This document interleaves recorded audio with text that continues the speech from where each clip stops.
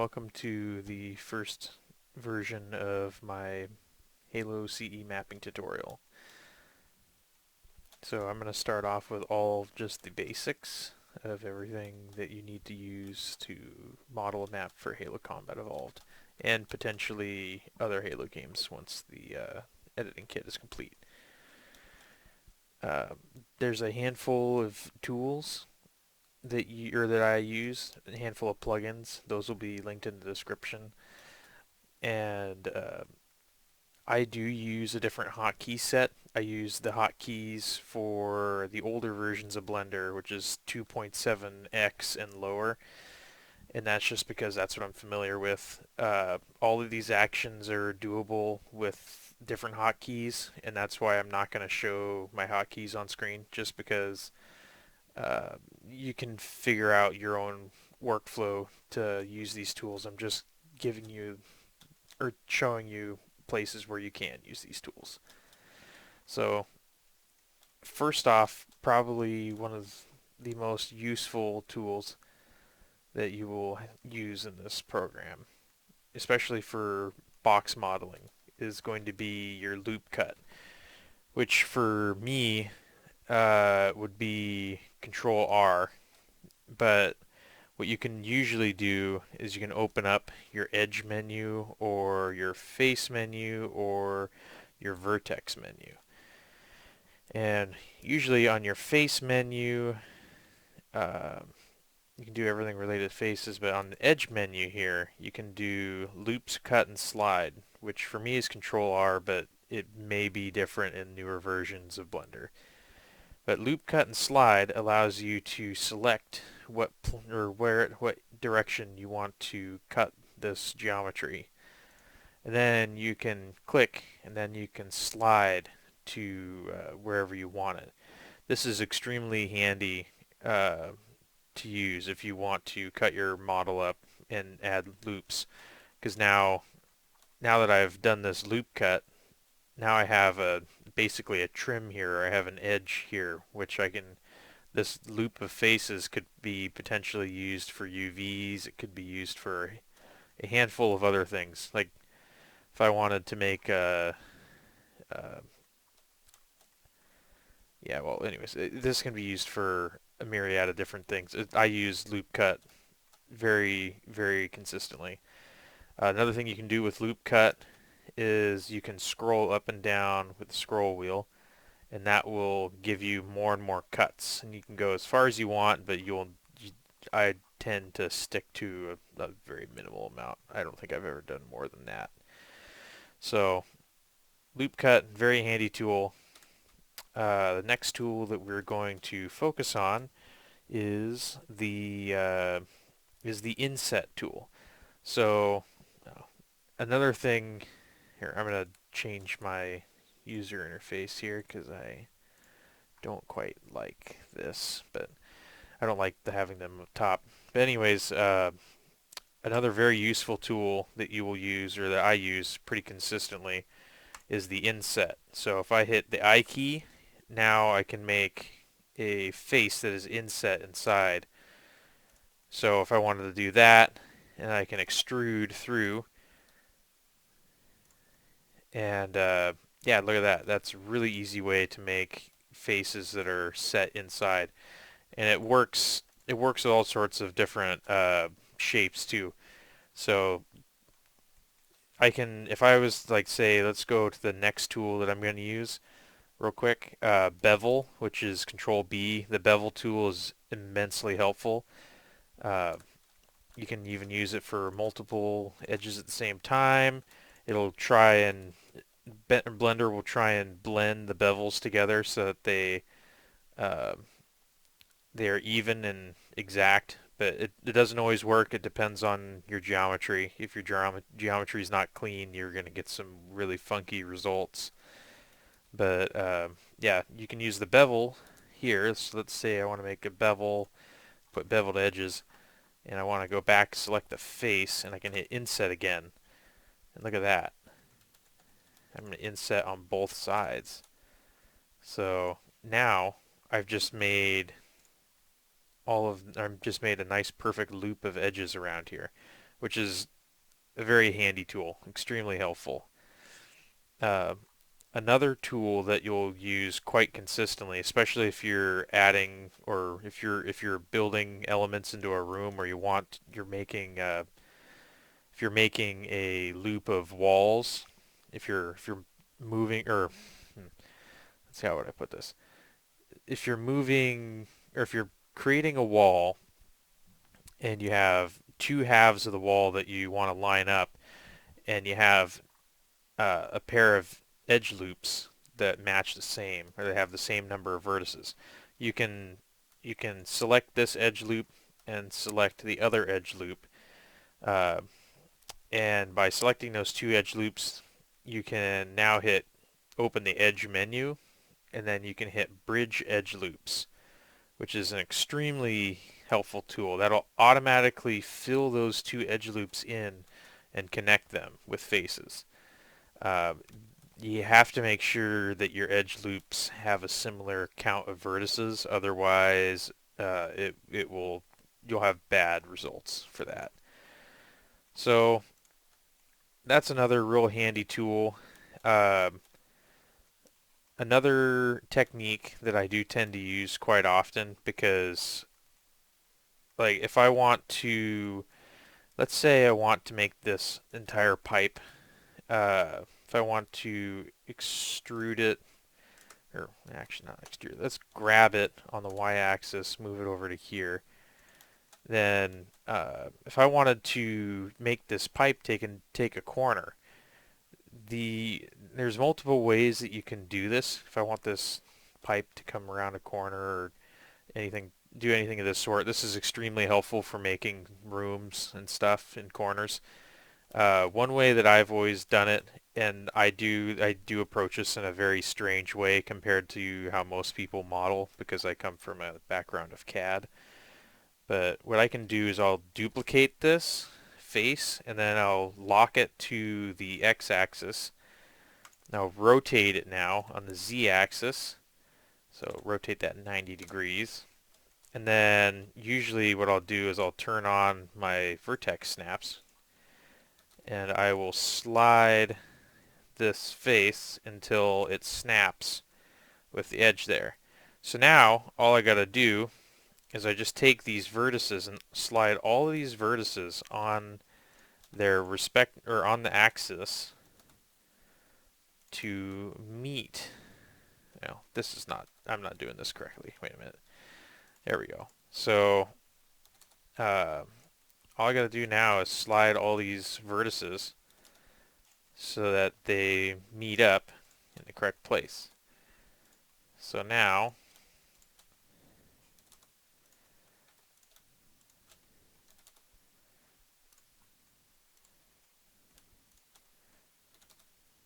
you can see that I have now made a slice of that. The if I was to take this and extrude it on the x-axis and then scale it on the x-axis to 0, that way it'll make it perfectly flat. So now I've just made this take like a 90-degree corner, a sharp 90 degree. But one issue that you'll encounter is if you want to make this rounded, you'll have when you go to try and use your bevel, like if I want to select this edge loop here in the corner and bevel, you're going to get some weird shaped results. Results that don't make a lot of sense as far as the shape goes. And it doesn't take, I'm not sure why Blender does this specifically, but it takes it doesn't keep, if you want to keep the width of this uniform across this entire radius, this is not a good method to do this. If you're just going for 90-degree angles like this is a great method. But if you want to make a radiused corner, this is definitely not the best way to handle that. So in this case, so let's just delete all of these. In this case, if I wanted to make a radiused corner like this, I can extrude this, and we'll go here. If I want to make a radiused corner, I can take this face, and then I can, let's say we want to make it a real tight radius. So I can hit Shift S and snap my cursor to the selection. So now that cursor's there, and what's cool is that you can go down here and you can change your transform pivots. This is extremely helpful for getting weird angles and rotations as well. Or there's another tool that you can use as well that allow you to change your transforms and make custom transform orientations. So like let's say I want everything to line up with this face. I can add a transform orientation and just say it's face. So now whenever I move something, let me show the gizmo that way. Um, oh, where is it at?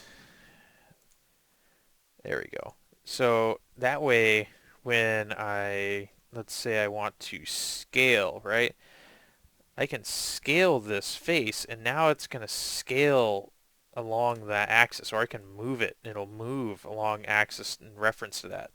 And this is super helpful if I want to continue this face. So like let's say I want to continue this face. So I'm going to extrude it, and then I'm going to hit the X axis now. So now I'm extruding this face up, but it's staying perfectly parallel with that face. It is in line exactly with that face.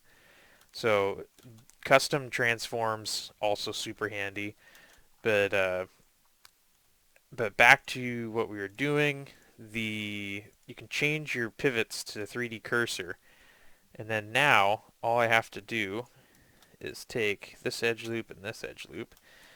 So I'm going to hit Shift D to duplicate that, and before I even move it, I'm going to rotate it. I'm going to rotate it on the Z axis, and I'm going to rotate it, let's say like you take the number of edge loops that you want to have in your cut, and you go for whatever angle you want to do. So let's say you want to do a 90-degree angle. Well, I divide 90 by, I believe, 4 will give me 22.5. So I'll do 22.5, do the same thing, or I have to go back here to these. So Shift D, R, 22.5, negative, Z, make sure. Oh, I guess it's not negative. I want to do positive. There we go. 22.5 Z axis. There we go. Shift D, R, Z, 22.5. Shift D, R, Z, 22.5. There we go. So what this has done is now I've made a nice and consistent set of edge loops. This will give me a much smoother radius. But you're going to see now that because I've made a bunch of duplicates, these vertices are overlapping. And this is something that you're going to encounter a lot with overlapping vertices. This, for CE, causes a ton of errors, but I'll cover this a little more in depth in an error finding or in an error debugging video later. For now, you're going to want to select all these vertices. The circle tool is super handy for this because the circle tool will select, provided you're in wireframe mode, the circle tool will select everything that's overlapping. Overlapping. This is a very handy tool for this. So I'm going to do Alt M, or sorry, I guess it's just M now. Merge, and then by distance. So that's just removed all those vertices there. So now, very handy, now I can do bridge edge loops. I can just use bridge edge loops a couple times and just keep selecting these edge loops. If you're wondering how I select full edge loops, it's for me the Alt key, but you're gonna have to you'll have to translate that to modern hotkeys, or unless you want to go to the old hotkeys like I do. I personally feel like they make a little more sense. I don't really care for the pie menus in the new update. But then again, I'm a little different than a lot of people that model stuff. So anyways, so now we'll continue to bridge these edge loops. Bridge edge loops, there we go. Bridge edge loops. I don't know why. That's one of the things that's always bugged me about Blender is whenever it brings up the menu, if your mouse isn't in the same spot, your mouse is gonna be somewhere different, or the menu will pop up different. So if your menu's too low, it won't go off the screen. So if you gotta make sure your mouse is up here sometimes. It's really frustrating. So bridge edge loops. Okay, so I'm gonna do the same thing here. Oops. Oh, yeah, see now here comes a problem. So because I connected all those, now those are all considered an edge loop. So what I can still do is I can select these vertices and just kind of fill these in, and I can just keep hitting the fill key, which is super handy. If I just keep hitting the fill key after selecting a set of a pair of vertices that are blocked in by a loop, this will just allow me to keep hitting the fill key over and over again, and it'll just continue filling those faces. It's very, very unique tool.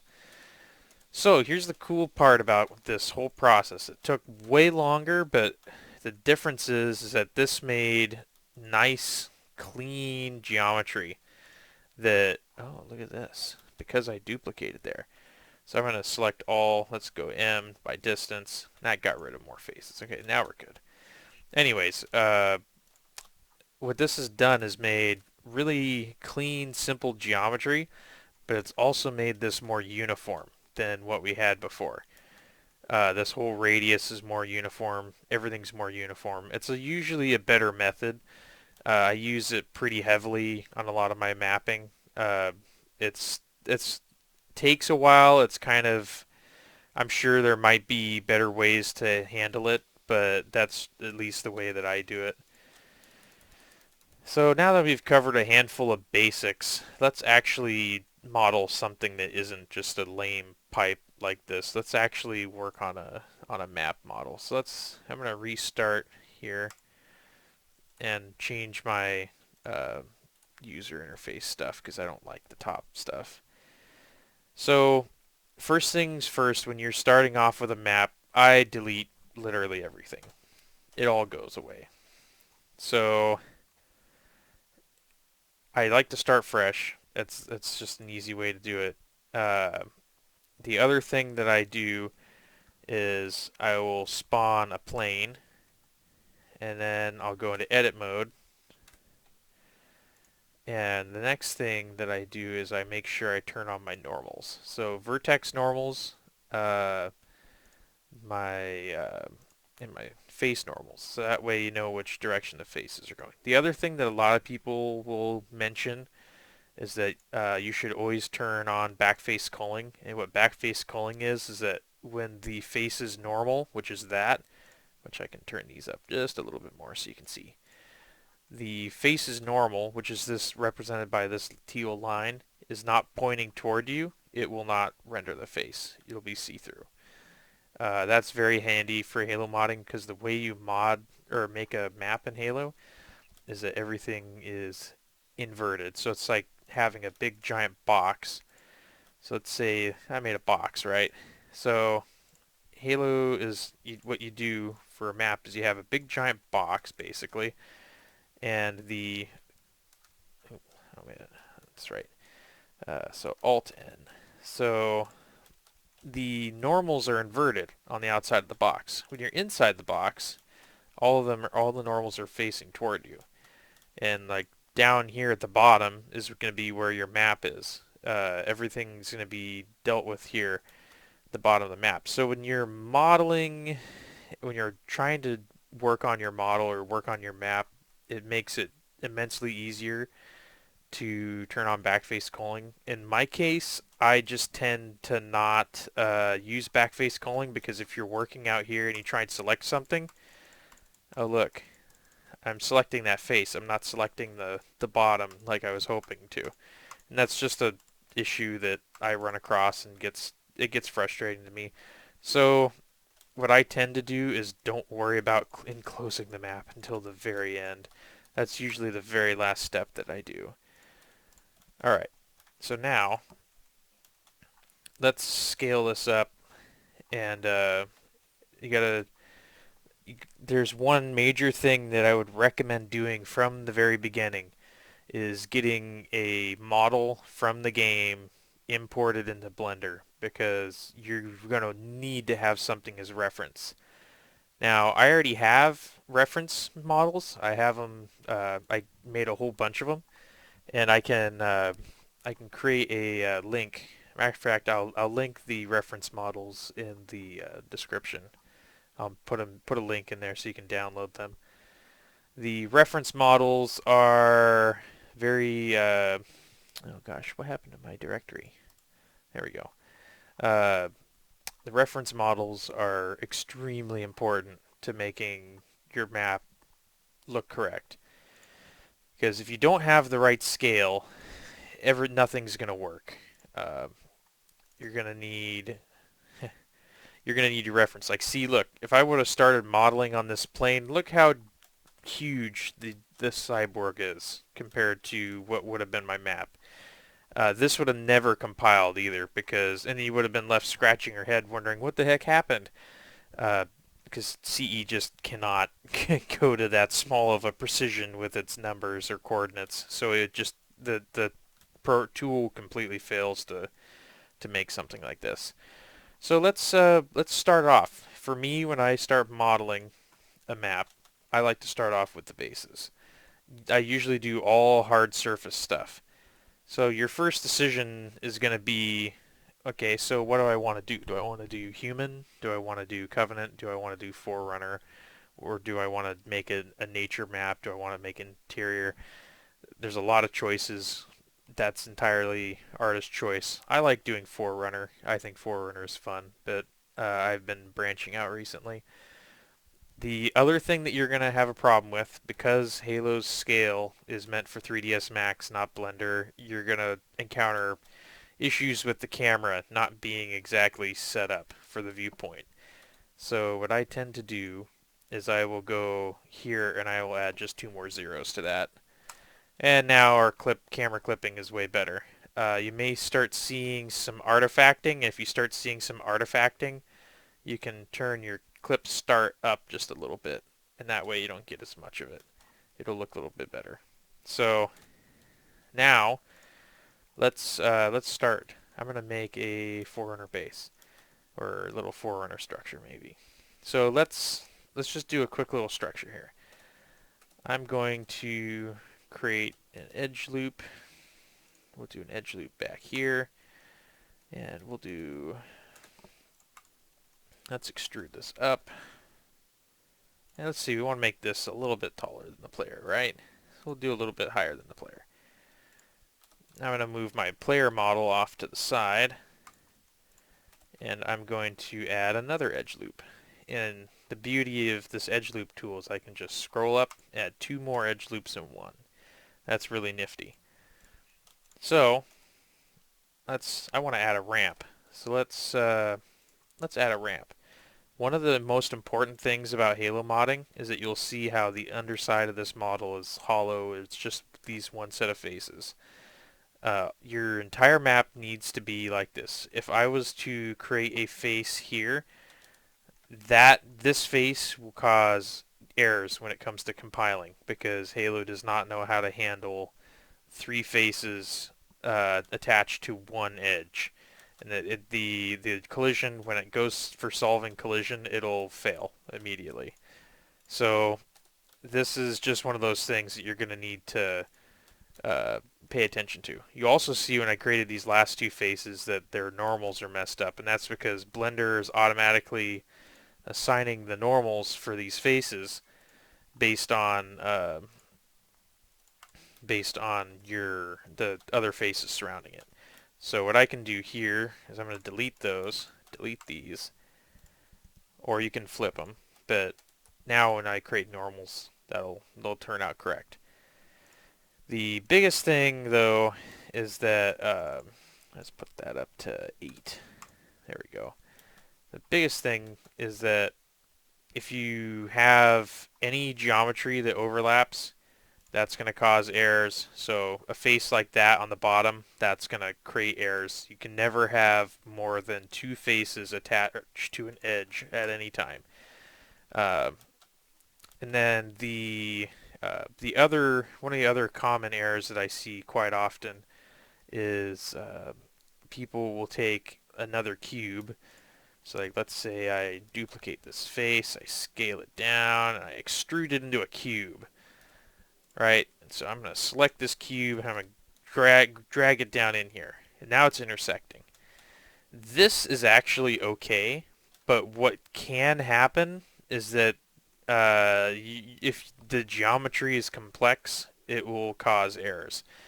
Your best bet is to, let's say I wanted to make an extrusion here, your best bet is to not intersect any faces.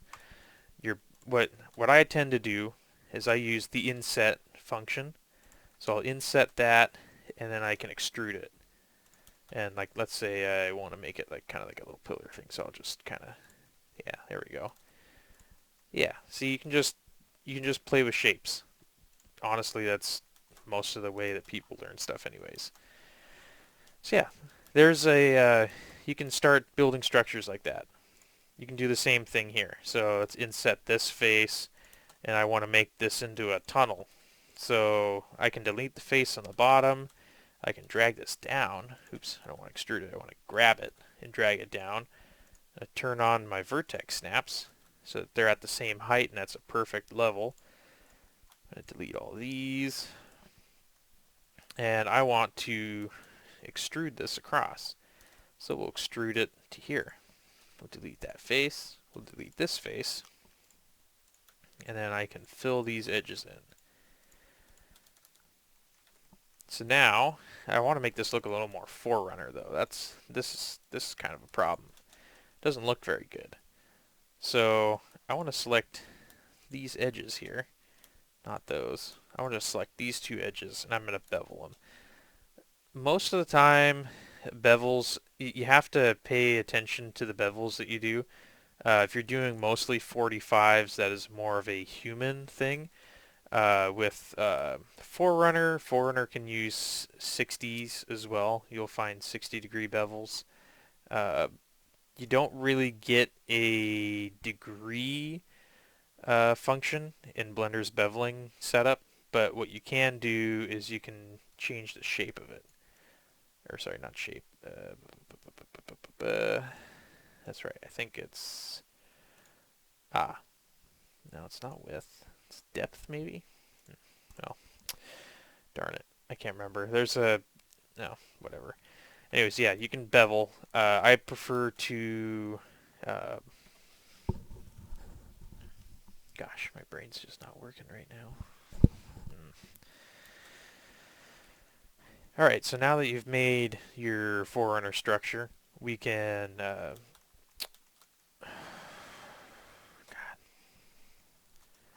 Now that you've started making your structure, the biggest thing that you're going to have to do next is attach it to something. So if you want to make some terrain, there's a handful of ways that you can do this. In my case, I like to add a plane, grab this on the x-axis, and scale this plane way up. So we can scale it. Oops, that works too. So I can scale this big plane up, and then what I can do is I can subdivide it. So you go to mesh, and then you go to, or sorry, face, my bad, face. Boy, what is going on with me today? Sorry, edge, subdivide, there we go. I always forget that's in the edge menu, not the face menu. So subdivide all the edges. Oh, there we go. So I can subdivide this a handful of times, and it gives me something to work with. Then the next thing I can do is I can actually go down a little bit with this, because this here gives you enough faces to work from. So now what I'm going to do is I'm going to use the knife tool. And this knife tool will allow me to create kind of a cutout here where I can use this to attach, or to make a hole where I want my base to come out at. So now I can delete all these faces underneath the base, and I can start connecting and making geometry here. So now this is the way that you should use to attach almost all the bases that you're going to do. There's some situations where this doesn't quite work, especially if it's really complex, but regardless, you cannot just put the base on top of the terrain. You have to have some form of attachment like this. You cannot have faces, just like I said, you cannot share multiple faces per side or per edge. So this is the only way that you're going to be able to do it. And intersecting geometry, especially with bases, tends to cause a lot of errors. Uh, Halo is famous for these errors called phantom BSPs that just pop up because of bad collision solving, and it happens to everybody. They're extremely frustrating because you'll just run into an invisible wall on your map and you will have no idea why. But players can walk through it, but vehicles and projectiles can't go through it, so it's very frustrating for gameplay purposes. So now let's finish attaching this. So now all these faces here have been attached. So now I can just go through with my knife tool and make a whole bunch of random cuts. Let's say I want to make kind of a hill or a cliff right here. So I made a cliff right there. Yeah, so actually let's undo that. So let's say I want to make a cliff in this area. Let's say I want to make a cliff in this area. I can make this wrap around and just kind of keep adding, and what all this is doing is allowing me to add geometry. So I can hit enter, and now I've made a loop cut. So this is extremely useful because now I can use the rip tool to disconnect this set of vertices. The rip tool for me is V. It should be used for, you'll see it for other, you'll see it with other models or other hotkeys. So now that I've ripped those vertices, I can take all these faces here that I have now made, and I'm going to lower this down. Let's make this lower than the rest. We'll do it here too. So let's grab this and drag it down on this axis. Actually, let's go here. So we'll drag this down on the axis. So now we have a cliff. Look at that. So what I'm going to do now is I'm going to move this down too. One of the things that I like to use is this function here, which will automatically merge vertices when you drag them. So if you want to snap a vertex there, it'll automatically merge it. It's something I use for my modeling. It's not for everybody's taste. So now I can just use the fill key here, and now we've made kind of a raised terrain section. But this doesn't look very good. This isn't, going to be the best looking geometry. So you can continue to use your knife tool to add things. You can also add loops, and loops will help. But the other thing that I like to do is I just kind of add assorted random knives across, just kind of how I think the terrain might lay out. There's a lot of artistic license with this, but let's keep going there. Yeah, that'll work. So now, and actually, I think I'm going to make this into a stream of sorts. So let's go here. We can make this into a stream. So I'm going to extrude that down. I'm going to scale it a little bit. Well, let's scale it. Let's scale it only on the x-axis. How about that? I can grab it a little bit, play around with the model a little, just kind of see what I can do. this all works very nicely to do or for these kinds of things, but what also works quite well that almost nobody uses is sculpting. Now, usually sculpting is not recommended for this kind of stuff. Uh, I like to use it, and I'll say this, that the sculpting can make the terrain look really nice, but you can't have too much detail. You're limited polygon wise for custom edition. It's not as big of an issue with later Halo games, but we still don't really have any tools per se for those games yet. So now that I've made kind of a bunch of terrain here, I'm gonna start adding loops. Um, I can keep adding loops, and just add loops all over the place where I can. You'll notice that certain faces will not create an edge loop across them, and that is because Blender can only create edge loops over quads, so a regular square face with 4 sides. If you have more than 4 vertices on a face or less than 4 vertices on a face, it will not create an edge loop. Just like here, you can see that if I put an edge loop here, it isn't actually going across there. It's only making a loop around these faces and all the way around through the inside to the other side over here. So now I'm just going to keep adding edge loops and all sorts of little places here, add a little bit of geometry all over the place. And this allows me to now go in and switch to sculpt mode.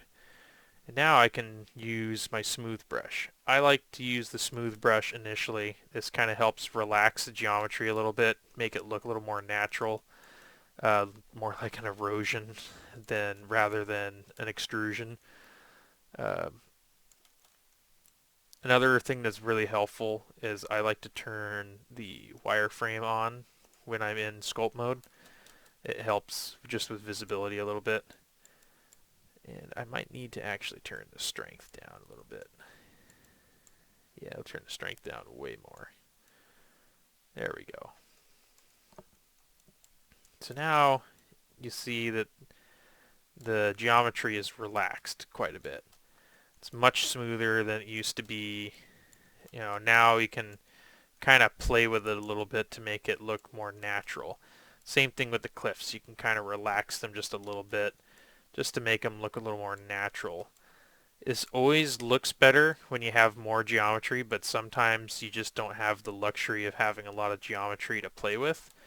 So this is a real quick and easy way to make some good looking cliffs. The other method is just continuously using the knife tool, but I personally just don't get good results with that. But everybody kind of finds their own way with methods, and this is just the way I like to do it. So now that we've kind of gotten some results here, now what I'm going to do is I'm going to use the draw tool and just kind of start just drawing lines across and sculpting the terrain a little bit. Sometimes I'll go through back into edit mode if I don't like what everything's looking like. So I'll go back through into edit mode and I'll subdivide the faces some more. So let's go subdivide. And so now you can just kind of keep going through and adding subdivisions. You just have to make sure that you don't let your geometry get out of hand with how much or how many vertices, how much geometry there is. You don't want it to be too geometry dense because you'll run into performance issues with custom edition. So let's do that. Okay, so let's subdivide all this. This too. So let's subdivide that. So now we've just added a ton more subdivisions. I'm going to turn on the statistics in the corner, and this will tell me how many triangles we have. So I'm going to go back to sculpt mode now and just continue sculpting. You can see now that I've added more subdivisions, this is significantly smoother. This is much nicer. You will see though that the n-gons, which are the faces with more than four vertices, are not. They don't look very good.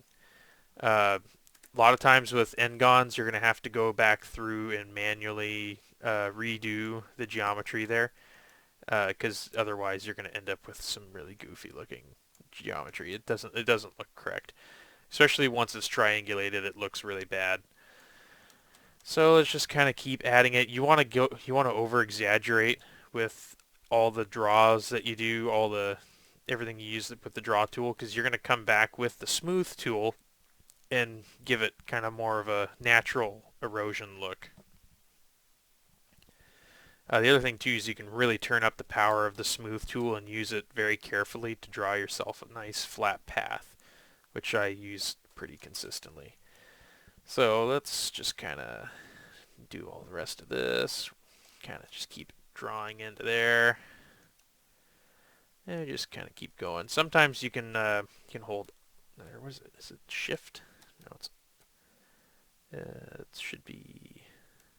Yeah, so it's control. So you can hold control and invert your selection or invert the direction that you sculpt, which is pretty nifty as well. So now that I've done that, and it's very dramatic and exaggerated looking, I'm going to go back in and I'm going to smooth this again.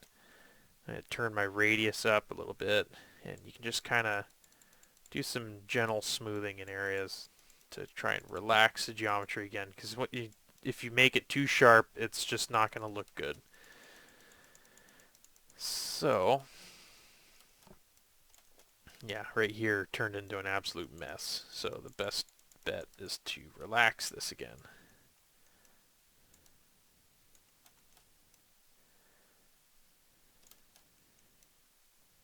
So now that we are relaxing this geometry, getting it to smooth out, so now you have some definition of the geometry around your map. You don't. One of the things that you don't want to do is you do not want to smooth your base out, because you want it to stay rigid. You don't want it to be smooth. You don't want it to be smoothed out. So one of the things that you can do is you can go into you can separate the selection. You can do a technique of pinning the vertices. You can change the set of vertex group, but that's a little more advanced and kind of silly. I do recommend doing all of your sculpting before you attach a base to the geometry, because then you can manually control the geometry. No, look, I made a Triforce. Uh, then you can manually control the geometry from there. So I'd say this is looking pretty good at the moment. I like how this looks. This isn't too bad at all. Let's see, that's kind of a weird point. Let's really smooth that out. Let's lower that down even. There, that's better. Much better. So, now that I've done my sculpting for my terrain, I'm going to make a path, which is something you can do with this Flatten tool. Now, I like to turn the strength way down on this so that I can make sure that I'm making it accurate. So I want to make a path right through here. I actually have to turn that up. Yeah. So the Flatten tool, the way that it works is that it makes everything that you drag across the same height. So it's not actually working. Why is it not doing that?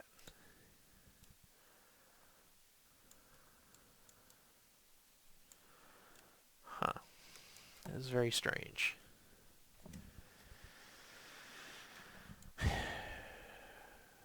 Maybe scrape. Wow, that is not doing anything. What the hell?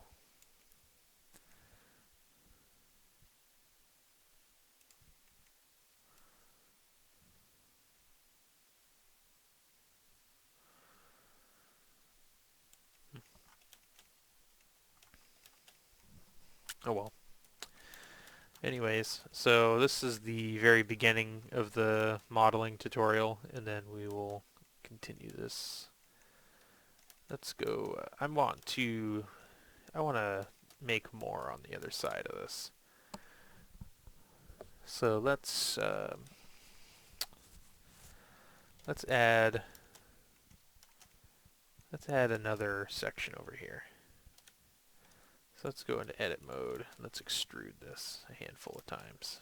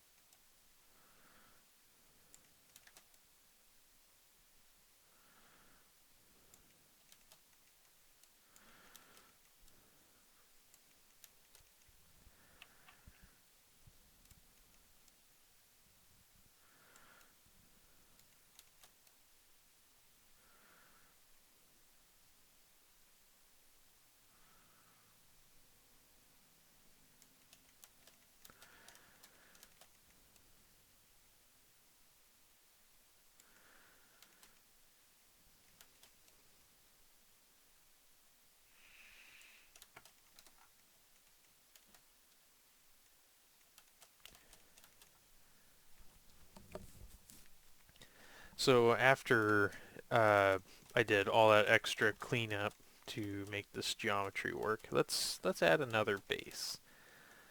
Um, we'll make this kind of a one-sided map. This kind of feels like a one-sided objective style map, considering it's an uphill thing. So let's do kind of like a Blood Gulch style base maybe. So what I'm gonna do is I'm going to add my cursor. So I can select just a random vertex down here. I'm gonna move my cursor, and what the thing that about the cursor is that whenever you add a new piece of geometry in using Shift A to add something, it's gonna spawn it at the cursor. So let's do kind of a, I don't know, let's see what kind of base we want to do here. Let's bring it up into the air just a little bit. We'll go up like that. So now let's extrude vertically. we can do a handful of different things here. So I'm going to add an edge loop up here toward the top. I want to kind of extrude it. Let's extrude it out this way, and then let's extrude on the x-axis again, but let's drag it down so that we're like 45 degrees there, or close to it. So now we have kind of a ramp. I can move this back and actually make the ramp a little shallower. Let's move this face back even. Let's move that whole thing, edge loop and all. So I'll grab these and move these back, just using the standard Blender keys. We'll put this face here, and see, you notice how large I've made this? It's because I wasn't paying attention to the size of my Spartan. So you know what I'm going to do? I'm going to make this smaller. Let's scale all this down, make this way smaller.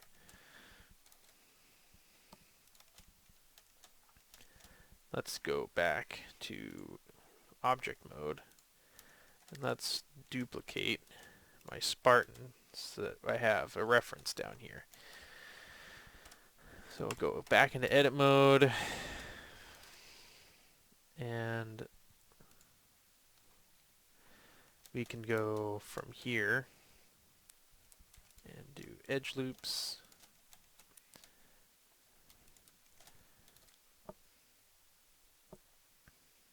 And let's just make that reach really far. That's kind of interesting looking. It's a little different. And we'll extrude this both ways. Oop. So one thing you can do with faces is that you can use the F or Control F to open the face menu. You can do extrude faces along normals. So if you have your faces and you want to extrude them symmetrically like this, one thing I would recommend doing is turning your snaps off, because they'll start snapping to random geometry. But if and to make sure you also hit Control Z after you hit Escape to cancel it, because it will still extrude the faces but leave them on top of one another. That's a big issue that I see happen a lot. So you can use Control F and then extrude faces along normals. What the hell? What is going on here? Extrude faces along normals. There we go. I don't know what it's doing. That was really weird. Anyways, why is it? This is not right.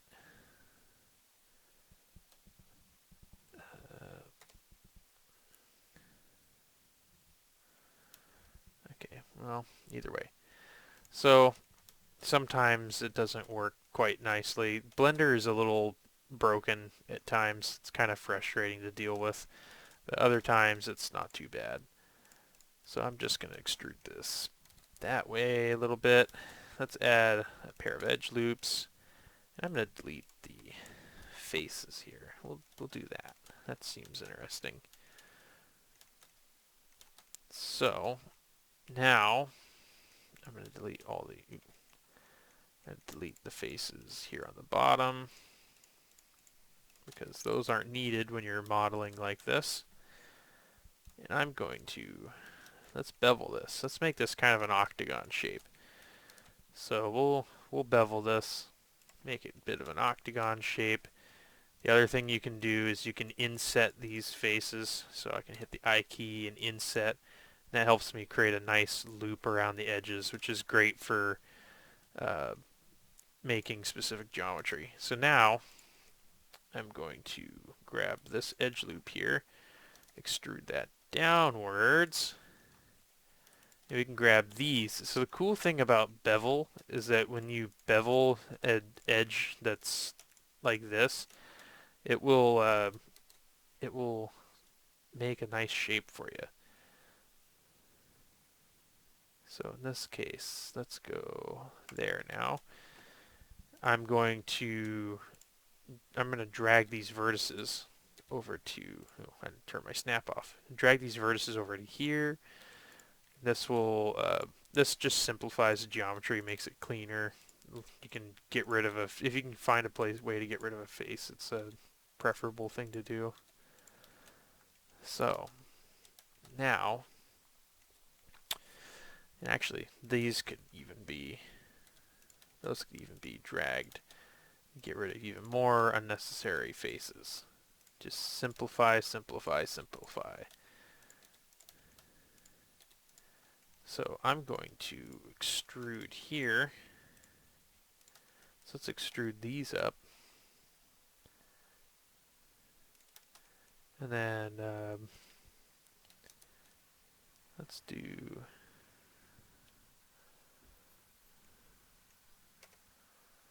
scale those inward. Yeah, that's kind of cool looking. That's a little different.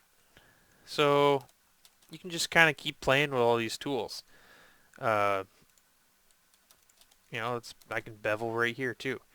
You can just add bevels everywhere. The bevel tool is immensely useful. It's probably the most used tool that you will find. Like let's bevel this too. You can go crazy. You can get real crazy with these bevels. Bevels are extremely useful. Um, I use them almost constantly. I also use the axes and snaps. That's more of a function of how I model versus actual use. I don't know how used these are in industry by other people. I just am used to it because of CAD, and so this is just the way I model. See, look at this. More faces. That's all about optimization too. You, once you get your basic shape figured out, you can start optimizing things. You can get rid of stuff that you don't need. There's a lot of places you can optimize, and a lot of people who don't optimize things, and it ends up coming back to bite them later when they try and get it in game and realize, wow, this doesn't work, or wow, we have faces that are disappearing because there's too much geometry in the level. So now we made more of a Blood Gulch style base. Let's bring this down so that it's all the way through the level. And just like before, we can kind of cut the geometry out. I'm going to, real quick, select all these faces here, grab that on the axis, and I can do a handful of things there. So now I can delete all this geometry that's underneath. Just go through here, delete all those. And so now, just start adding faces, and we're in.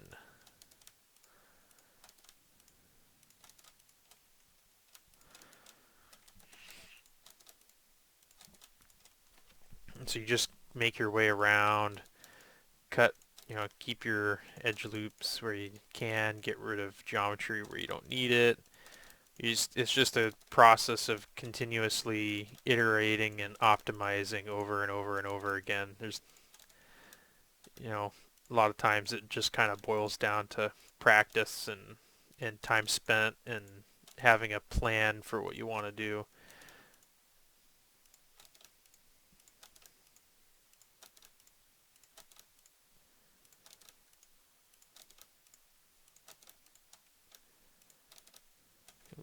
Let's see. It's one of those pieces of geometry that doesn't look very good. So another thing that you will pick up over time is that uh, where to put your triangles, use your triangles so that they don't look bad. It's very easy to make bad looking geometry that folds over on itself. That just comes with experience, and there's not really much else you can do it's just something that takes time. So for this is the trickiest part. So I want to connect this, right? I want to connect all of this up, but this doesn't quite work here. So one thing I can do is I can set edge snaps, and I can use my knife tool. So this part's really difficult to do. But actually, even better than edge snaps. Let's do face snap. I'm going to add an edge loop. Not edge loop. We'll go actually vertex on this one. So I'm going to add this loop. Actually, you know what? Edge snap would be the best for this. I'm going to add a loop right here on this part of the model. So now that we have that split. So now one thing, or this really helpful thing that I can do now that I have that intersecting at those edges is I can use the face snap right here, and I can use a function called edge slide, which is one of my other favorite tools. I can use Control V to open that and then slide that vertex, and that will allow me to slide it until it snaps. But of course I have to slide it this way, so Shift V. There we go. So now I've snapped that to that face. That matches up perfectly with that face. It's kind of similar thing here. Shift V. So you have to do it from the front because of back face culling. But you'll notice one thing, that because this is an n-gon right here, or it actually isn't triangulated, there's another edge here that we're missing. So another thing that I can do is I can hit, I'll do this for both. I'll use Control T. So Control T, that'll triangulate. So I actually need to add 2 more edge loops. So we'll snap these to edge, Control R, edge loop, snap that to the edge, which is that didn't quite work the way I was hoping it would.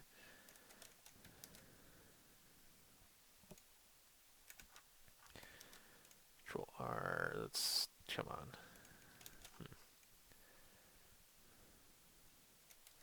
Well, anyways, actually what I might just do is we'll just turn, well, that won't quite work.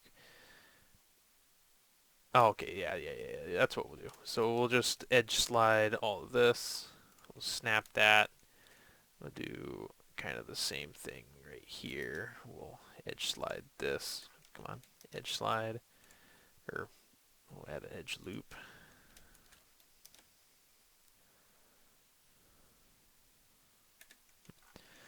Anyways, let's undo that. So this is one of those things that gets kind of difficult to manage. Oh God, come on. Okay, gotta not do that. Shift V to slide my vertex. You gotta make sure you slide it on the correct edge. And you can just keep sliding the vertexes until you get them lined up with the faces.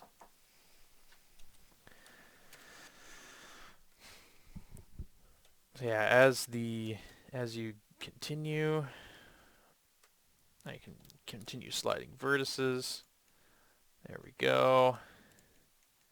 Just keep sliding vertices until they snap to the faces. Boom. Boom. And just keep working at it until you get there. So now that I've done that, I'm going to delete this face here. And my faces I should be able to delete these faces now and attach. This will now be matched up with terrain. This is one of the reasons I prefer to use snaps versus a lot of other tools. So now what you'll notice is that now that I've molded this to the existing terrain, oops, that was my bad. Now I've molded this to the existing terrain, it's going to blend in. You're not going to, if I hadn't done that, it would look like the terrain was all just coming up to meet it, whereas this now will look a little more natural. It'll look like the terrain is it'll look like it's intersecting the terrain. It's going through the terrain instead of meeting or the terrain's reaching it. It's kind of difficult to explain. Anyways, that base is connected, the other base is connected. I'm pretty happy with this. I like how this looks. But we still have to make an interior for this. So what I'm going to do, just because I like I like doing stuff like this. I'm going to duplicate this bevel. I'm going to mirror the mesh on the z-axis, and I have to flip the normals. You always have to flip the normals whenever you mirror. It's kind of frustrating. I can attach, oops, I have to go to vertex. I'm going to snap this to those vertexes. Remember, I have my auto merge turned on, so it merged those, and ooh, actually it did not merge those. Very interesting. So what changed on those? Yeah, very interesting. See, this is one of the things that happens with the bevel tool is sometimes these now become misaligned. You can see how that's slightly misaligned. So what I can do is I'll just grab these vertices here and drag them. Sometimes this stuff happens. It's annoying, but it's just a fact of modeling. I'm not entirely sure why Blender does these misalignments. It's either like a mathematical error or just poor code. Who knows? I have no idea. Anyways, I'm going to extrude that. I'm going to hit escape, and I'm going to scale it. That's another That's another way that you can kind of make a room. So let's go there. Let's extrude this downward. So now I'm making the inside of the base. If I turn backface culling off, which should be right here, if I turn backface culling off, you'll see that there's now a shell almost. This whole area here in between the outside and the inside. And this is basically how you have to make all bases. So let's put a floor there. Let's add some doors. So what I'm going to do is I'm going to use, yet again, I'm going to use the Inset tool. I'm going to make about the size door that I want, which would be like this, I guess. And then I'm going to delete these faces here on the bottom. I shouldn't have actually filled those in the first place. And actually we'll go back. So let's not build the floor yet. So we'll take that face, and we'll inset them together.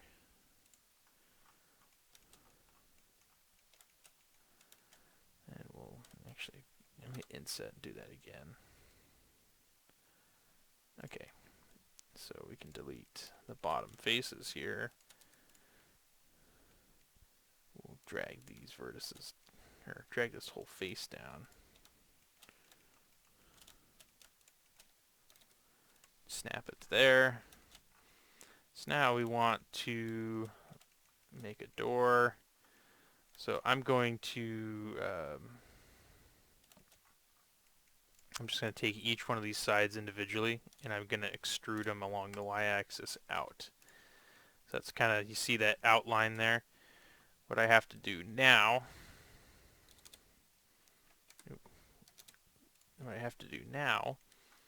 is delete the outside faces here. I'm going to have to make new geometry to connect this.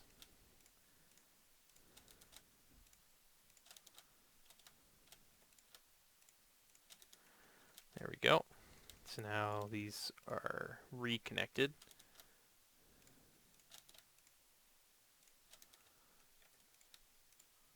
And I can just add my faces here. So now I have doors.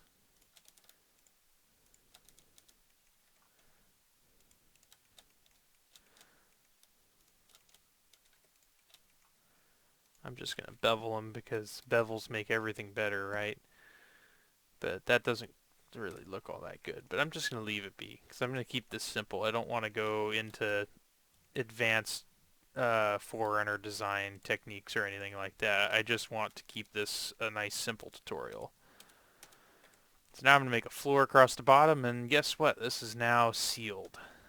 All this is sealed here. So, you have basically a map. what I like to do now is I like to go along to the edges of this map now, and I just take all these, and this is not, like, there's a lot of optimization that can be done, but I like to take all of these edges, and I just go and I extrude them up. Oop, well, I missed some in the back here. Extrude this whole thing up. I scale it on the z-axis to 0, and then I just fill it in with the top. This doesn't really matter because this is going to be set in the materials in the next tutorial. But this here is your sky. So if I turn backface culling back on, you're going to be able to see through it. This is your sky, and all this geometry that we just extruded up is going to be set as plus sky in your materials, which we'll cover in the next tutorial, which is material setup. But this is just a simple initial BSP modeling. It gives you a few techniques that you can reference. I did not cover the basics of using Blender because there are plenty of tutorials out there on how to use Blender. But there's like, ooh, that made some. That's some no. Those are some no-nos there. What just happened? Because there's some vertical. So this you see just made a face that's on top of itself, which is not a good thing. That's a no-no. So what I can do is I can just grab these vertices, and you see how that happened. So I'm just gonna grab those, and you can kind of simplify these. It makes it better anyways. Just simplify, remove as many vertices as you can from up here. All this this stuff isn't rendered. This plus sky material is literally here as a sealer. It is not something that's rendered. They're not rendered triangles. It doesn't. I don't think it actually counts toward your budget for triangle rendering, so it's not really something you have to worry about optimizing that heavily. But it's definitely something you should keep an eye on, though, because it can get messy. And if it gets messy and you create degenerate triangles, which are just triangles like that one I just fixed that were completely there's you can't have 0 degrees on any of the angles of a triangle. That's basically what that boils down to. So let's go. You can have everything too. This doesn't have to be perfectly square. You can drag it out. That way, um, if you don't want certain things to cause issues, you can drag it out. But I'll tell you right now that what you will see is if you do have flying vehicles in this map, that you'll run into an invisible wall here, and then but you'll go farther if you're up here. This also sets your boundaries basically of your level. So a lot of times people will extrude it and make it really wide and open. That way, you have a little bit of open air. But this isn't really meant to be anything all that important. It's just a quick little demo.